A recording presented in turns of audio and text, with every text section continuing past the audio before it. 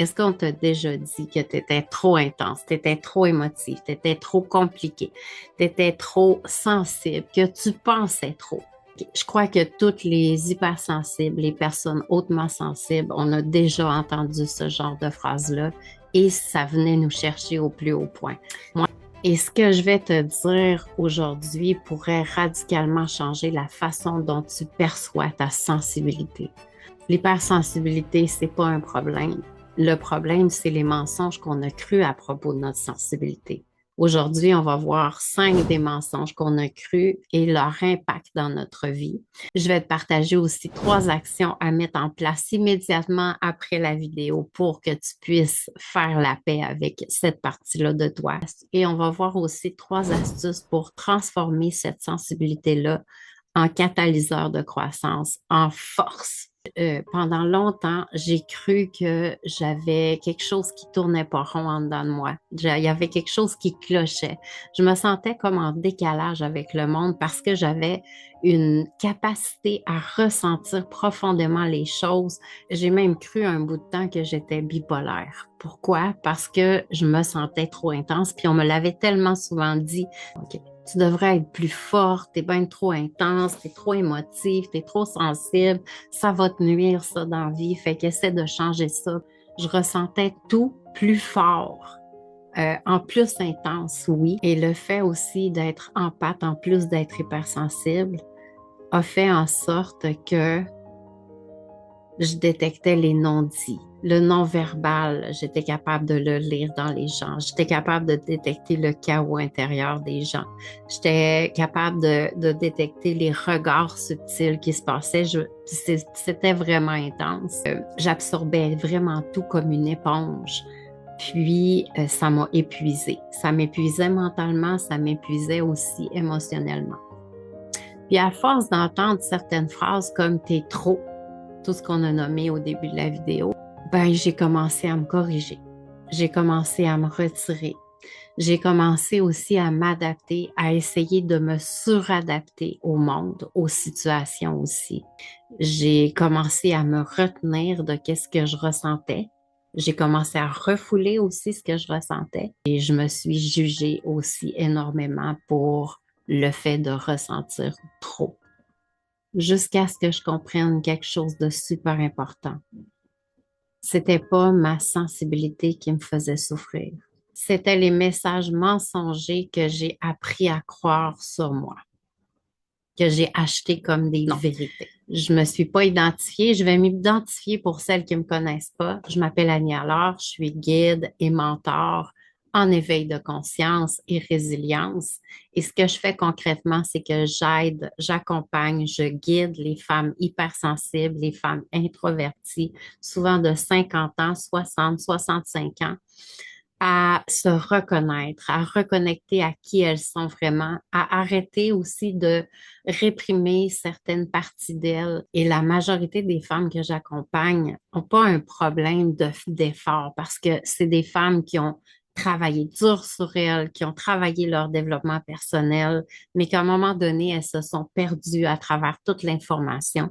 Donc, moi, je les guide dans un chemin clair, étape par étape. Je les tiens par la main parce que maintenant, ce qu'on a besoin, c'est plus d'informations. On est bombardé d'informations. On a besoin de soutien. On a besoin de quelqu'un d'humain derrière le processus qu'on va faire. Et donc, on attaque maintenant les 5 mensonges qu'on a crus sur nous. Le mensonge numéro 1, c'est t'es trop sensible. Puis qu'est-ce qui fait ce mensonge-là quand on le croit? C'est qu'on apprend à se retenir, on apprend à se contrôler, on apprend à cacher qu'est-ce qu'on ressent vraiment. Moi, qu'est-ce que ça faisait d'entendre ça? Ça faisait en sorte que je voulais engourdir les émotions que j'avais. J'ai appris à les réprimer. Avec la nourriture, avec la drogue, avec l'alcool, ça fait 9 ans aujourd'hui que je consomme plus et que je vis mes émotions. Je me permets de les vivre, j'arrête de les réprimer. Le deuxième mensonge qu'on entend, c'est « t'es trop compliqué ». On t'a peut-être dit que tu étais difficile à aimer, que tu étais difficile à comprendre, que tu ne te comprenais pas toi-même, donc tu étais difficile à comprendre. Tu as commencé à croire que tu n'étais pas digne de l'amour de certaines personnes, de tes proches, et peut-être même que tu as cru que tu réussirais pas non plus ta vie de couple parce que tu es trop compliqué. Puis tranquillement, tu as commencé à douter de toi, en amour, en amitié, dans ton social, au travail, dans toutes tes relations, tu as commencé à douter de toi. Le mensonge numéro 3, tu dois être plus forte. Oui, tu dois être plus forte. Fait que là, on a commencé à mettre un masque, la femme forte, la femme qui a l'air de rien ressentir, la femme qui passe à travers toutes les épreuves toute seule, puis que ça n'a pas l'air de te déranger. Comme si ressentir, c'était une faiblesse. Alors, tu as serré les dents, tu as serré les poings, puis tu t'es dit, je vais avancer, je vais foncer avec courage, puis tout ça, puis je vais devenir plus forte. Puis, je montrerai plus ma faiblesse parce que tu as pensé que cette sensibilité-là, c'était une faiblesse.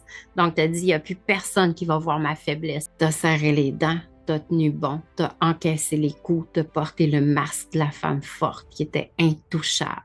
Mais à l'intérieur de toi, tu t'épuisais. Tu t'épuisais mentalement, émotionnellement. Pourquoi? Parce que tu t'es éloigné de qui tu es vraiment. Une femme sensible qui ressent profondément les choses. Le mensonge numéro 4, c'est tu dois t'adapter. Ah, tabarouette! On s'est-tu adapté aux personnes, aux situations, à tout ce qui nous arrivait, puis on s'est suradapté. On est devenu excellente, très bonne pour écouter les besoins des autres, pour les entendre, pour les consoler. Mais on a oublié de s'écouter nous. On a oublié d'écouter nos besoins, nos valeurs, nos limites. On n'était pas capable d'en mettre des limites parce que mettre des limites pour nous, ça voulait dire qu'on allait être rejeté, qu'on allait être abandonné.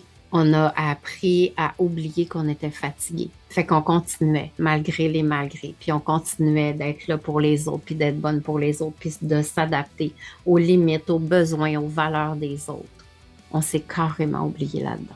Le 5e mensonge, c'est que tu ressens trop. Tu ressens bien trop les choses. C'est bien trop élevé, qu'est-ce que tu ressens.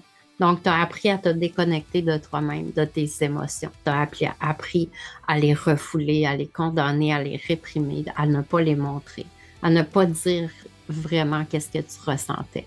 Tu as appris aussi à minimiser, à te dire, bah, c'est pas grave qu'est-ce qui m'arrive, même si c'était quelque chose de grave, même si c'était quelque chose de très important pour toi. Tu as appris aussi à ignorer les signaux de ton corps, les signaux de fatigue, les signaux de la faim, les signaux de que ça va vraiment pas, que tu es épuisé mentalement, émotionnellement ou physiquement peut-être. Tu as ignoré les signaux, comment?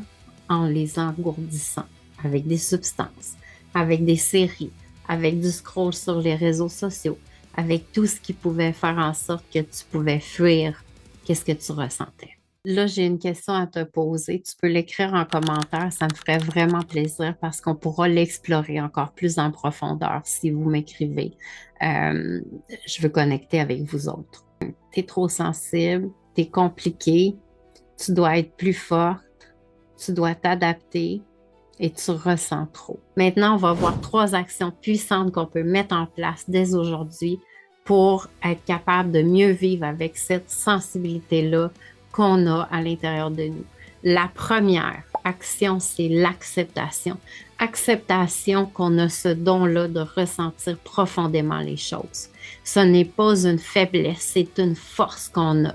La deuxième action, c'est de développer la résilience. Super important.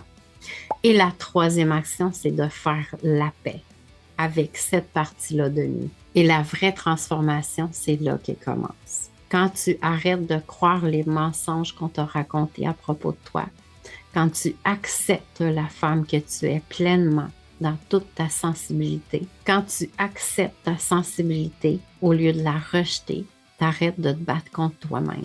Ressentir profondément, c'est un don précieux qu'on a. Quand tu crois encore ces mensonges-là, ben, tu restes en guerre avec toi-même, tu restes en lutte contre toi-même, puis ça t'empêche d'évoluer. Moi, ça m'a empêché longtemps d'évoluer. Et maintenant, comment on peut transformer cette hypersensibilité-là en force, en catalyseur de croissance? Je te partage 3 astuces. La première astuce, c'est d'apprendre à t'écouter au lieu de te corriger. Ton hypersensibilité, c'est une boussole.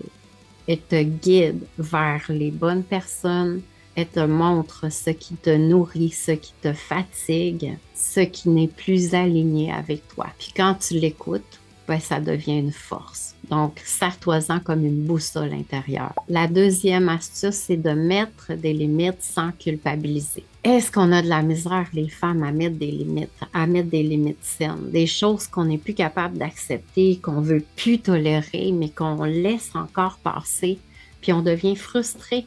On est frustré après les autres qui ne respectent pas nos limites, mais c'est à nous de mettre nos limites, de les définir, ces limites-là, super important, puis après de t'y tenir, d'essayer de les maintenir, puis ça prend de la répétition. Les femmes hypersensibles, on a tendance à donner beaucoup, beaucoup, beaucoup. Mais une sensibilité qui est sans limite devient de la fatigue. Une sensibilité avec des limites devient une force, devient une puissance. La troisième astuce, c'est ma préférée, c'est d'apprendre à te connaître en profondeur. L'hypersensibilité devient un catalyseur quand tu te comprends mieux, quand tu te connais mieux, quand tu comprends tes réactions, tes blocages, tes patterns. Les patterns, hein, c'est ce qui se répète tout le temps au travers de tes relations. Parce que la connaissance de soi va transformer la confusion en clarté. C'est ce qu'on fait dans l'accélérateur pop-up. Donc là, ce que j'aimerais que tu te souviennes, c'est que l'hypersensibilité, c'est pas un défaut. Puis cette capacité-là, si elle est mal comprise, elle devient une source de souffrance. Alors qu'une capacité qui est comprise, et qui est accepté devient une force, un catalyseur de croissance. Et ça, c'est merveilleux. Si tu te reconnais dans qu'est-ce que je viens de dire au niveau de l'hypersensibilité et que tu as de la misère à l'accepter, que tu aimerais être accompagné. Moi, je t'accompagne dans un chemin clair, un chemin structuré. La première action à faire, c'est de remplir un questionnaire d'audit de ta situation actuelle. Le lien va être dans le descriptif. Tu le remplis, tu me le retournes. Et si je sens que je peux t'accompagner dans un processus en 12 semaines, on va prendre un appel ensemble, on va se jaser. Puis, je veux voir, moi, si je connecte avec toi, si on est un bon match ensemble. Je te laisse en te disant, fais de ta belle sensibilité une force, un catalyseur de croissance.